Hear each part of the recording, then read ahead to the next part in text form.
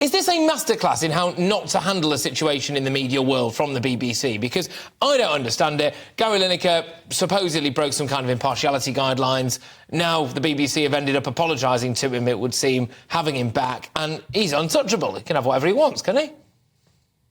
It is indeed. I used to actually give lectures about how not to handle PR, and I think I'd have included this as a perfect example of how not to do the right thing and be seen to get it wrong.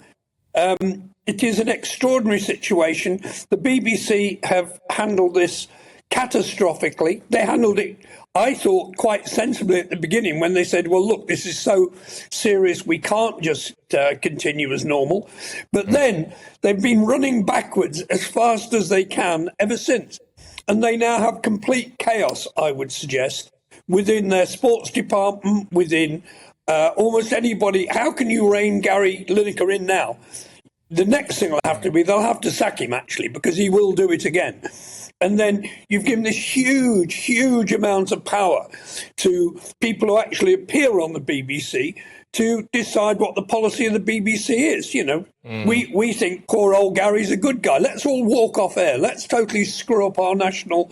well, just on that, Neil, just on that, OK, there is a lot of, I think, ignorance when it comes to actually fundamentally it's the British taxpayer who really funds a lot of the BBC and pays the likes of Lineker's wages, etc. And that's all fine. And, you know, I think he does do a good job and there's no question of that. But then what I thought was fascinating was a situation emerged on Saturday, which the BBC did a massively stripped-back version of Match of the Day. It got more viewers, so it got about 500,000 more viewers. Yes, undeniably, unquestionably, some of that was due to intrigue, and one would expect that viewership to drop off if they just did that every single week.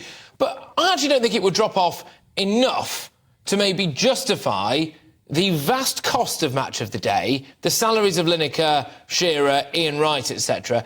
I mean, inadvertently, has Gary Lineker opened up an avenue here where the BBC could look at that and go, actually, are you worth our trouble? I think it's a nice idea, Patrick. I don't think it will happen. I think the BBC's football coverage is pretty damn good, actually, most of the time. And that footage is generally shared out and sold around the world anyway. And it's broadcast elsewhere. But what you do have to, you cannot get away here from the fact that the BBC, by rolling over like this, have completely capitulated to pressure groups within the BBC. So we know that it's a hothouse of wokeness and snowflakes.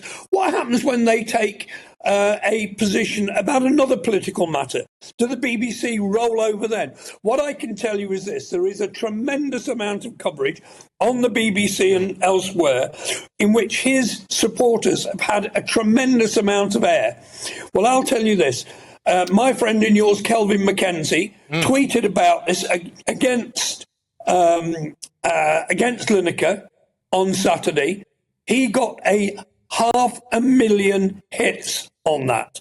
500,000. Nobody, as far as I'm aware, invited him onto BBC News to give the contra position to what Alistair Campbell was out there busily spouting. I got the second biggest reaction on Twitter I have ever had. Tens and tens of thousands, with a massive reaction, almost universally anti-Lineker, on the grounds of he abused his position. And I think he's now been allowed to get away with it. And I think that it's bad news for the BBC. They will regret this.